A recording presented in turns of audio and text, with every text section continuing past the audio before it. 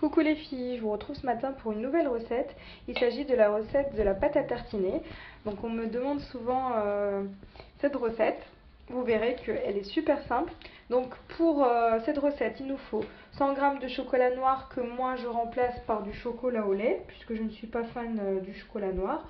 Vous faites vraiment selon vos goûts.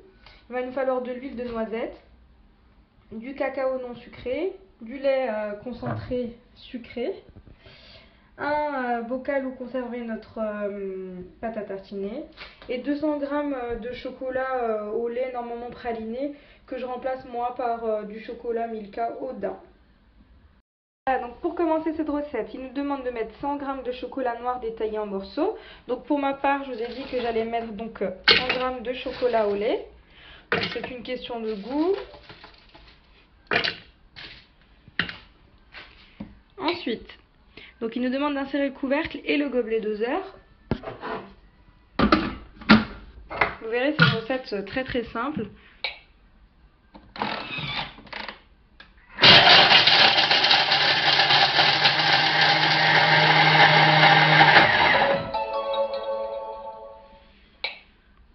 Voilà. Ensuite, il nous demande de racler les parois du bol.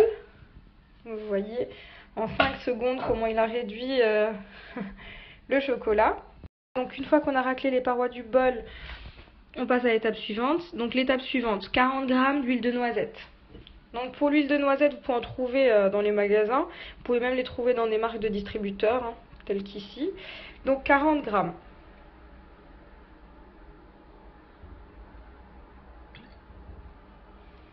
Voilà. Ensuite, il nous demande d'ajouter donc les 200 g de chocolat au lait praliné détaillé en morceaux. Donc pour ma part, comme je vous ai dit, donc moi je change à peu près tous les mois, puisque en règle générale la pâte à tartiner dure un mois chez moi. Donc je change tous les mois de chocolat. Donc il y a des mois où je prends chocolat Milka au daim, parfois du chocolat au caramel, du chocolat aux Oreos, etc. Voilà, je trouve que changer, ça fait pas de mal. Voilà, donc là j'ai ajouté mes 200 g de chocolat pour ma part au daim. Donc je remets mon couvercle. Et là, donc on va faire fondre 2 minutes à 50 degrés, vitesse 1. J'en profite pour vous montrer. Donc j'ai eu une petite publicité à l'intérieur de ma tablette Milka. Vous voyez, il y a du chocolat aux Oreos qui est vraiment pas mal pour les pâtes à tartiner. Le caramel noisette qui est également bien. Donc voilà, c'est vraiment selon les goûts. Voilà, donc une fois qu'on ajoute le lait concentré, il nous demande d'insérer le couvercle et le gobelet. Et là donc on va mixer pendant 1 minute, vitesse 3.